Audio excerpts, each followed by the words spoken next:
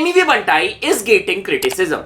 And this criticism is because of his recent single जिसका नाम है हासबी राबी। वो जो बिलाले हबशी है सरवरदी का, जो कि एक पोयम है to address and pray to the prophet Mohammad. और इस पोयम या फिर सॉन्ग के रिलीजियस होने की वजह से दो ग्रुप के लोग हमें देखने को मिले मोस्टली ट्विटर पे। एक ऐसी ग्रुप जो एमिवे को इस गाने के लिए सपोर्ट कर रहे थे, उन्हें ये गाना पसंद आ रहा था, ठीक है। और एक ऐसे भी लोग थे जो ये पॉइंट आउट कर रहे थे कि एमिवे को ऐसा गाना नहीं निकालना चाहिए था, क्योंकि जो उनके हिंदू फैंस है या फिर जो उनकी हिंदू फैन बेस है वो इस पोयम या फिर सॉन्ग से बिल्कुल भी रिलेट नहीं कर रही है। और ऐसे सॉन्ग एमिवे बंटाई के इनडायरेक्टली फैन बेस को भी इफेक्ट कर सकती है। सो इस गाने में हमें एमिवे के साथ यंग गालिब भी देखने को मिले हैं। और ये जो मैं ओपिनियन की बात कर रहा था, ये इंटरनेट की ओपिनियन है। मेरी क्या ओपिनियन है तुम्हें आगे इस वीडियो में जानने को मिल जाएगी। जो क्रिटिसिज्म एमिवे को मिल रहा है, क्या वो उस चीज को डिजर्व भी करते हैं या फिर नहीं, everything you will find out in this video.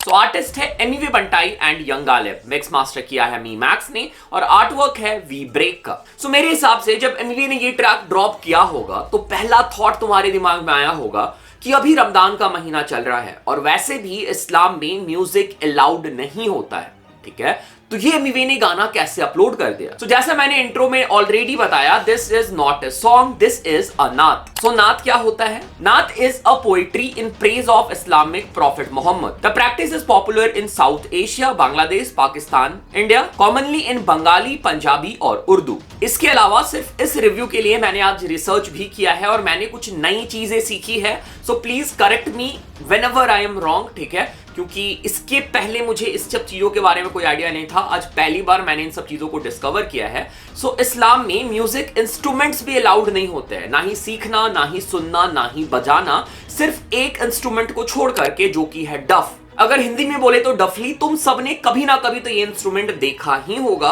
और यही एक इकलौता इंस्ट्रूमेंट है जो इस पूरे गाने में तुम्हें सुनने को मिल जाएगा। इसके अलावा कोई भी इंस्ट्रूमेंट इस गाने में प्ले नहीं किया गया है।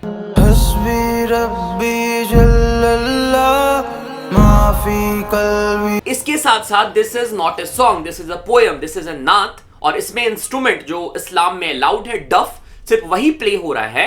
एंड आई थिंक इसकी वजह से ही एमिवे बंटाई ने ये ट्रैक अपलोड किया है, वो भी रमजान के टाइम पे। नहीं तो जैसा मैंने बताया था, म्यूजिक इस्लाम में प्रोहिबिटेड होता है। और अगर हम इस नात या फिर इस पोयम की बात करें, हासबी राबी, तो ये कोई ओरिजिनल पोयम या फिर ओरिजिनल सॉन्ग नहीं है। इसके मल्टीपल वर्जन्स ऑलरेडी एग्जिस्ट करते हैं और ये एक नया वर्जन है जो हमें एमिवे बंटाई के साइड से देखने को मिला है। सो अब हम फाइनली आ जाते हैं इस पोयम पे या फिर इस सॉन्ग पे। अगर हम बात करें यहाँ पे परफॉर्मेंस की एमिवे और यंग गालिब की, सुनने में तो ये गाना या फिर ये पोयम मुझे बहुत सही लगा, लाइक बहुत स्मूथिंग सा लगा, बहुत ही शांत सा लगा, ठीक है। पर जब मैंने इस गाने का या फिर इस पोयम का लिरिक्स चेक किया ना, तो हाँ भाई, ऑब्वियस सी बात है, मेरी रिलीजन डिफरेंट है तो मैं इस लिरिक्स से रिलेट बिल्कुल नहीं कर पाऊंगा। और एग्जैक्टली बहुत सारे लोगों के साथ भी ऐसा हो रहा है कि वो रिलेट नहीं कर पा रहे हैं इससे, और बहुत सारे लोगों ने इसके बारे में ट्वीट भी किया है। तो जैसा मैंने बोला, मैं रिलेट तो नहीं कर पा रहा हूं, but it's totally fine, it's okay, क्योंकि ये जो गाना है एमिवे ने अपने बिहाफ से लिखा है, अपने रिलीजन के बिहाफ से लिखा है, and I totally respect that.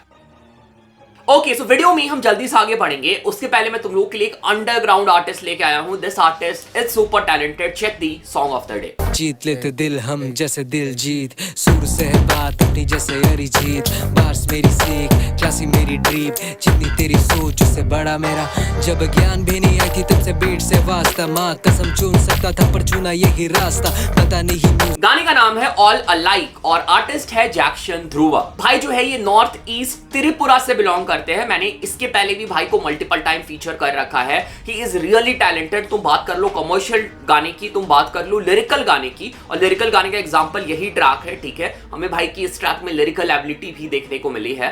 So he is really good artist, he is doing really good, बढ़िया ट्रैक निकाल रहे हैं भाई। And this song is also the example कि भाई लिरिकली भी अच्छे है, कमर्शियल गाने अच्छे नहीं बना रहे हैं, इवन भाई बहुत अच्छे म्यूजिक प्रोड्यूसर भी है, ठीक है। सो अगर तुम्हें ये ट्रैक पसंद आया है, तुम जाओ चेक करो भाई का चैनल, भाई के और भी ट्रैक वहां तुम्हें देखने को मिल जाएंगे। एंड भाई को सपोर्ट करो, भाई को प्यार दिखाओ, ठीक है। So go check out his music, you guys will love it. Link is in the description. मेरी तरफ से भाई को ढेर सारा प्यार देना। सो मैं तुम लोग को यहाँ पे एक एग्जांपल देके समझाता हूं। बहुत सारे ऐसे रैपर हैं जिन्होंने डिफरेंट रिलीजन के ऊपर भी सॉन्ग निकाले हैं। हम बात कर ले पैराडॉक्स की।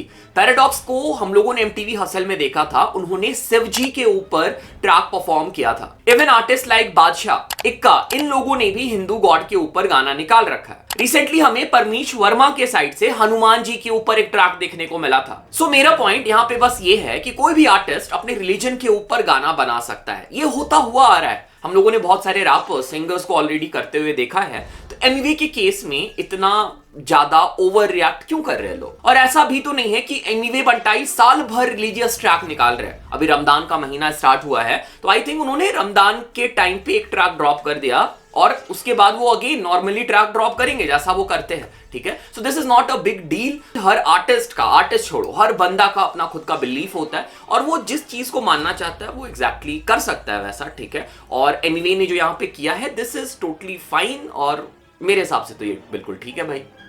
Okay, so this was it. ये था मेरा ओपिनियन एमिवे के इस लेटेस्ट ट्रैक को लेकर के जो लोग डिस्कस कर रहे थे। And religion is a very complicated topic, मैं ज्यादा उसके ऊपर डिस्कस नहीं करना चाहता हूँ क्योंकि हर लोग की अपनी अलग ओपिनियन होती है, हर बंदा रिलीजन को अलग तरीके से देखता है, ठीक है।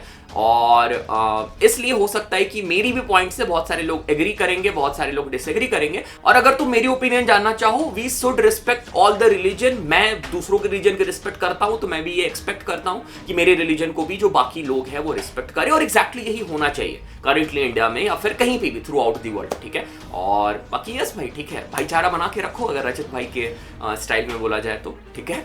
और thanks for watching the video, showing all the love, all the support. और बाकी चैनल पे पहली बार आए, चैनल को सब्सक्राइब करो, सपोर्ट करो, प्यार दिखाओ। बाकी yes, this was it. Thanks again, thanks a lot.